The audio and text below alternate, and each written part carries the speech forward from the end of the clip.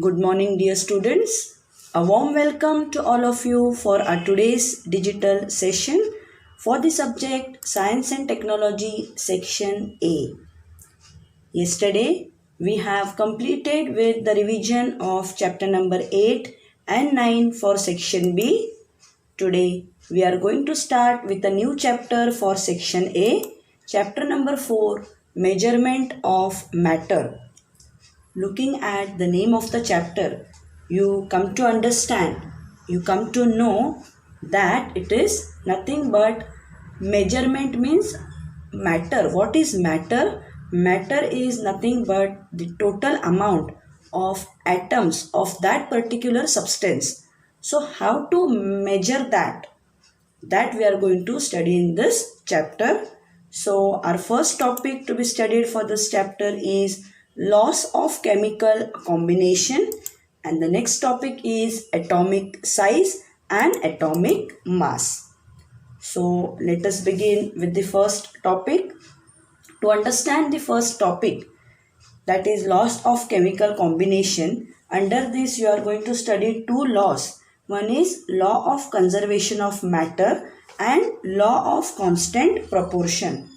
Now you know that composition of a substance, it changes during a chemical change. If you take a very small example of milk getting converted into curds, the composition of curds will change after the chemical reaction, and the fundamental experiments in this regard it were performed by certain scientists in the 18th and 19th century. And while doing this, these scientists they measured accurately the substances which were used up in the reaction and which were formed, and then they discovered the laws of chemical combination. So let us try to understand the first law with the help of a small activity. What is our activity? Take a large conical flask and take about 56 grams of calcium oxide in a large conical flask and put 18 grams of water in it. So a conical flask is taken, and in the conical flask 56 grams of calcium oxide, that is CaO powder, is taken, and in that 18 grams of water is added. Observe what happens. Measure the mass of the substance which is formed. Now, when you are taking calcium oxide and adding water in it, certain chemical reaction is going to take place. Take a very small example in our day-to-day life. You take a glass of milk, and in that glass of milk, when you add a tablespoon of sugar, a chemical reaction will take place where the sugar will get dissolved in milk. So the amount of the substances which are taking part in this chemical reaction and the amount of the product which is formed, you are going to measure the mass of the substance which is formed. What similarity do you find? And write your inference. So when you take a glass of milk and you add a tablespoon of sugar in it, you are going to weigh the amount. Then you are going to stir the sugar, or if the milk is hot, then automatically the sugar will get dissolved in it. So after the sugar has fully dissolved, after the reaction has taken place, you will weigh the amount of product. So here what will be your inference? My inference will be whatever was the mass of the milk and the sugar before the reaction will be equal to the mass of the product formed after the reaction. So let us see for this activity. Here what you will observe is that calcium oxide, it will combine with water which is added and it will form calcium hydroxide, that is CaOH2. Mass of calcium hydroxide formed will be 74 grams. So before the reaction you have taken 56 grams of calcium oxide, 18 grams of water. If you add up both, you will get 74 grams, and the mass of the product, that is calcium hydroxide which was formed, that is also 74 grams. And from this activity what you can infer is that the total mass of the reactants before the chemical reaction is equal to the total mass of the product formed after the chemical reaction. That is 56 grams plus 18 grams, that is equal to 74 grams.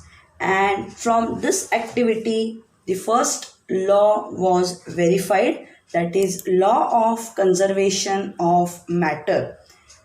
Now in this activity, it was seen that the mass of the original matter and the mass of the matter which is newly formed as a result of the chemical change, they are equal, and hence in the year 1785, the French scientist Antoine Lavoisier, you can say his photograph put up here on the slide, he inferred that there is no rise or drop in the mass of the matter during a chemical reaction, and based on the inference he formed his first law stating in a chemical reaction the total weight of the reactants is same as the total weight of the products formed due to the chemical reactions, and this is called the law of conservation of matter. So whatever amount of matter was there before the reaction, same amount of matter you can see after the chemical reaction. So it is known as law of conservation of matter,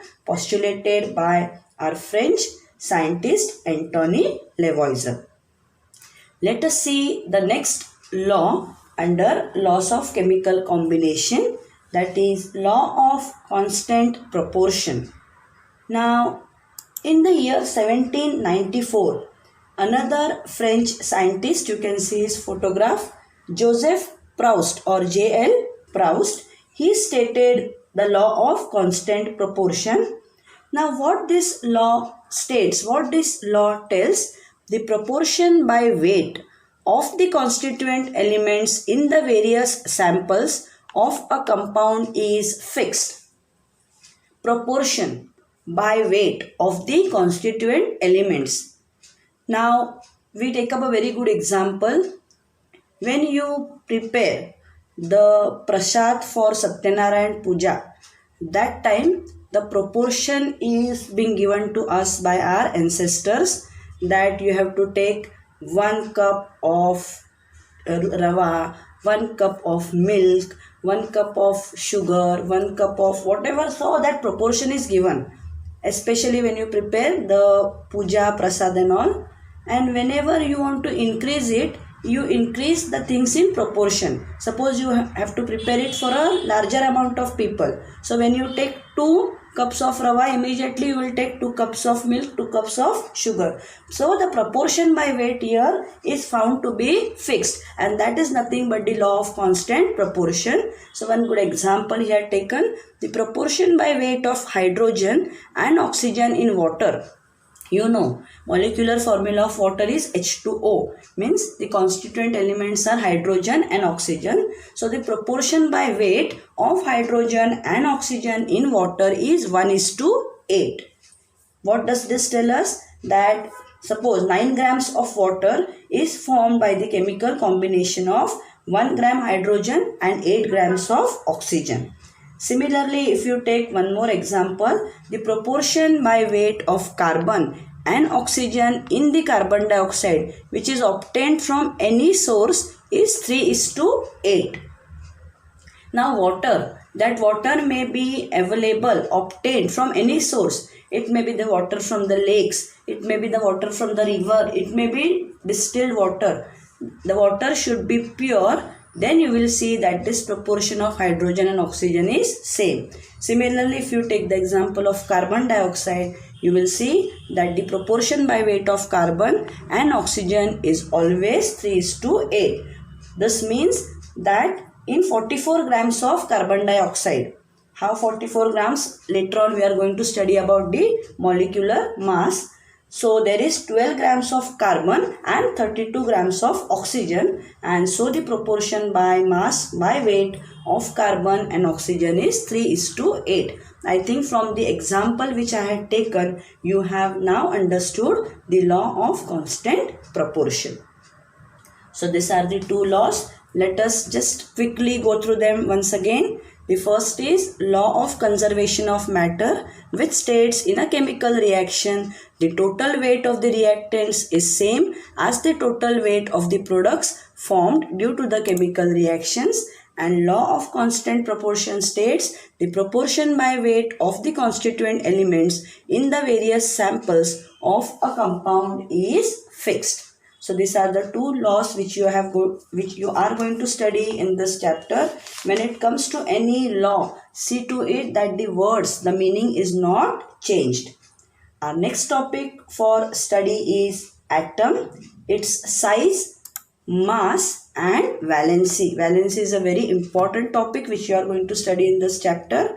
Might be this topic we are going to take up in our next session.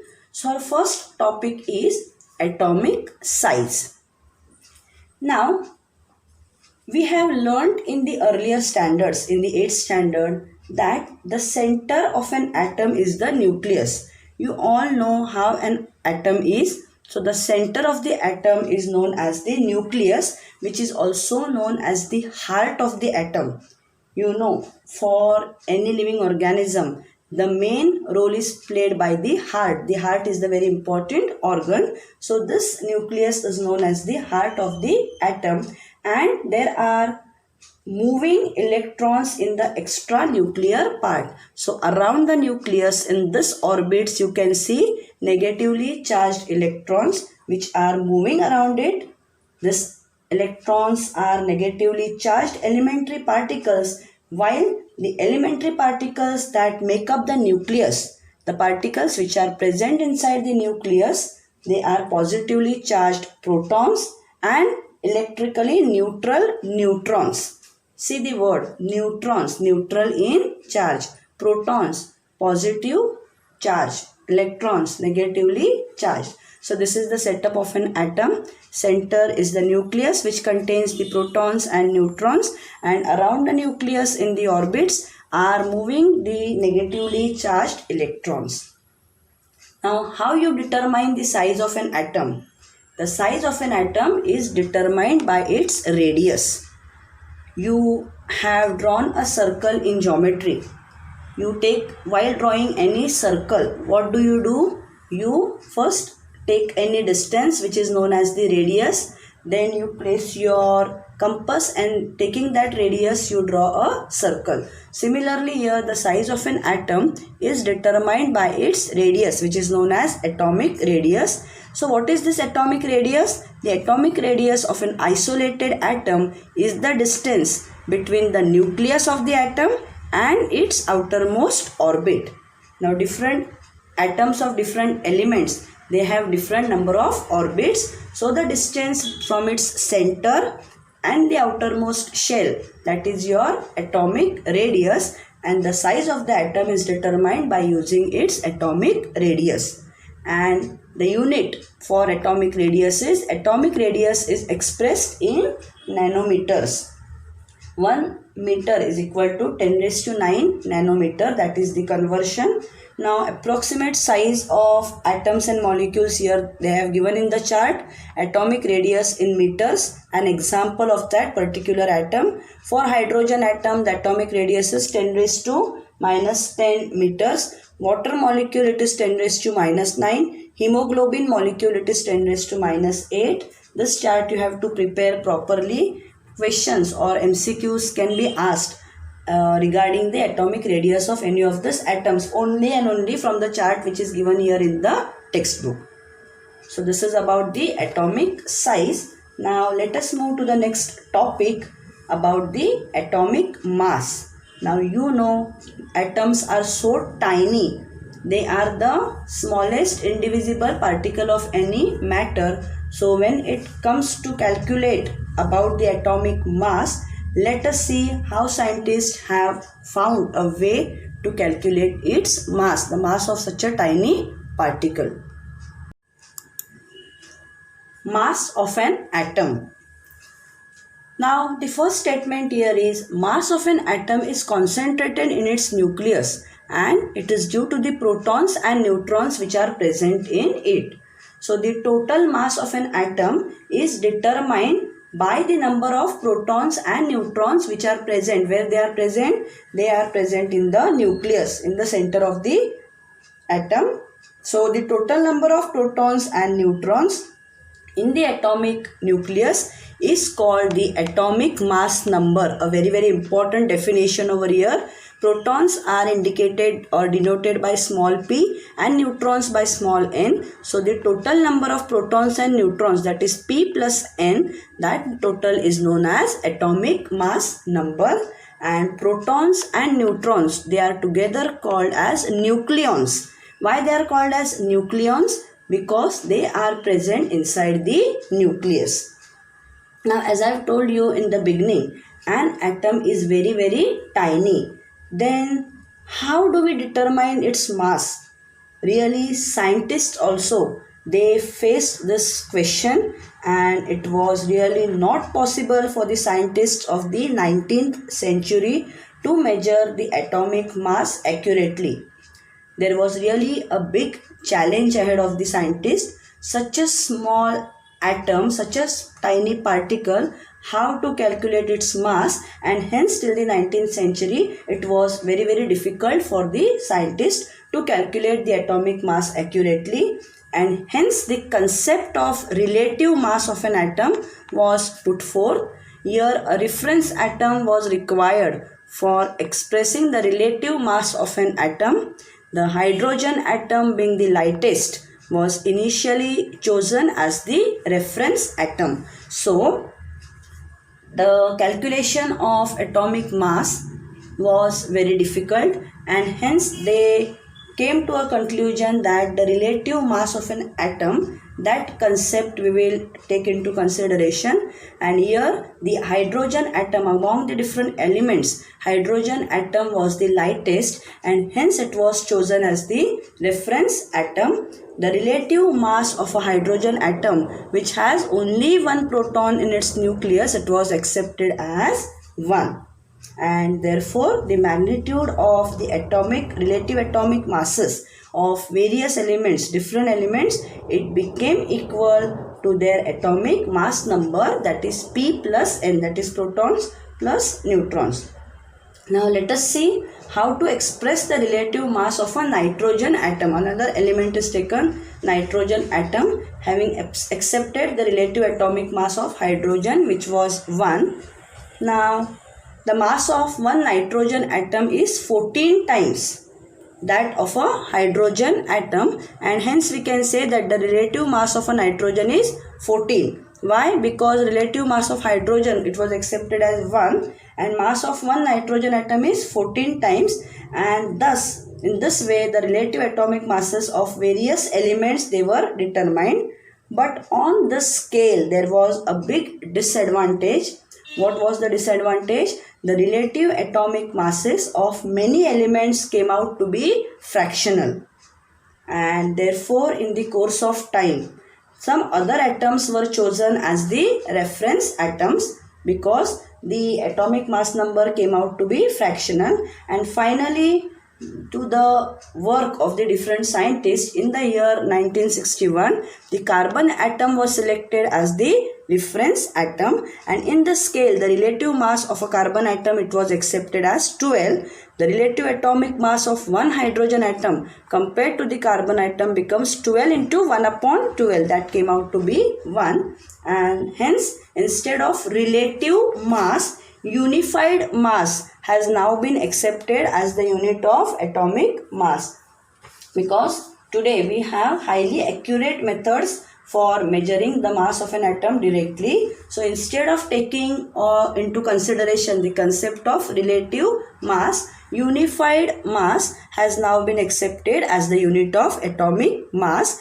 The unit of atomic mass is Dalton. Symbol is like small u. So 1 Dalton is equal to 1.66053904 multiplied by 10 raised to minus 27 kg. Means see, so small.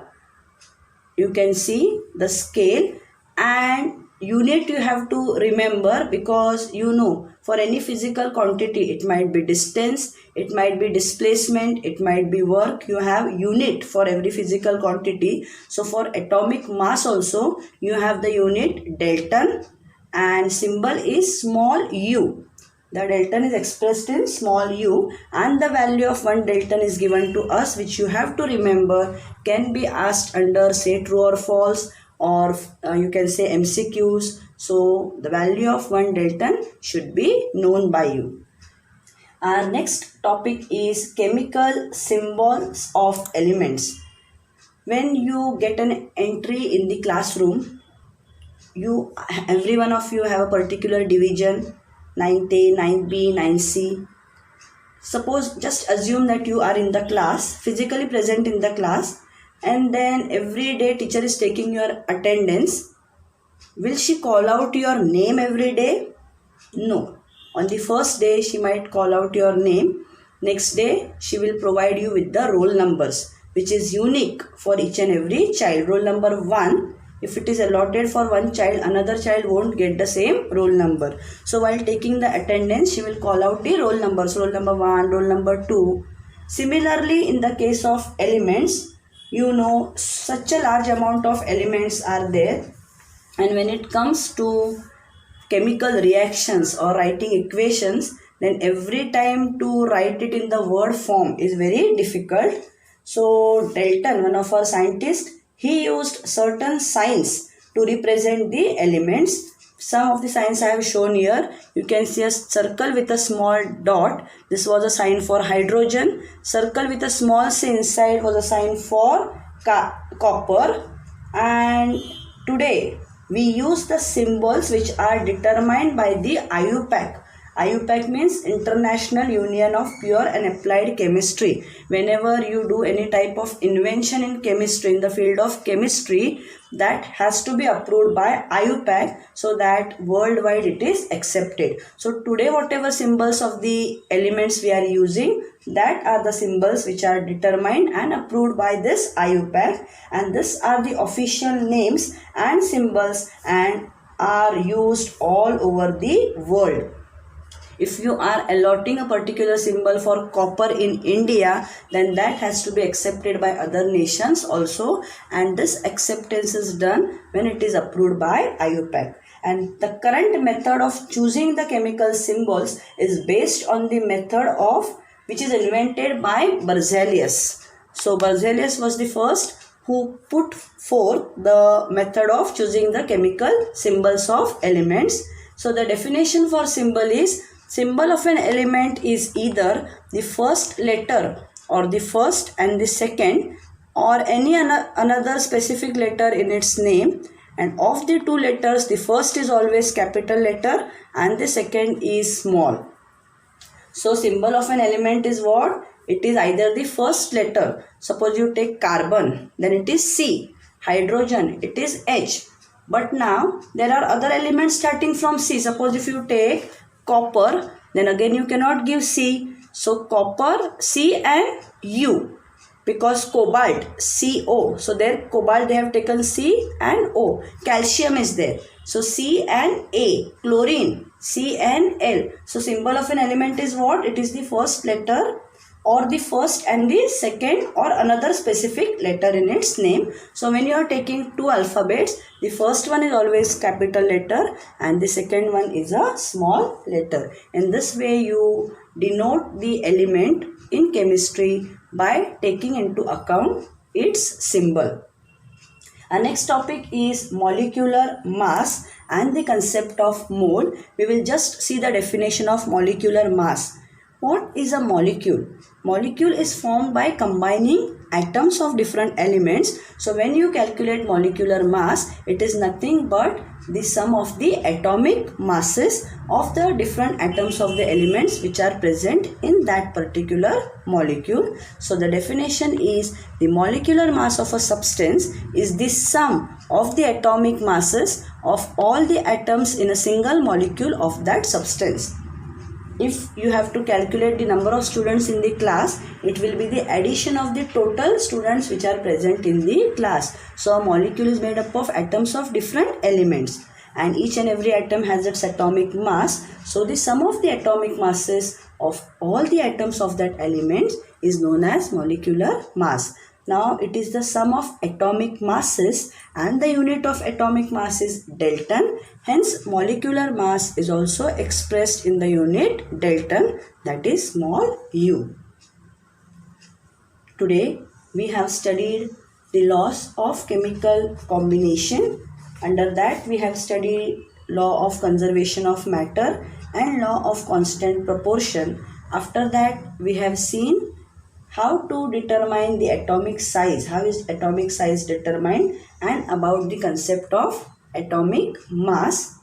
After that we have studied about a small topic, chemical symbols of elements, and we have studied the definition of molecular mass.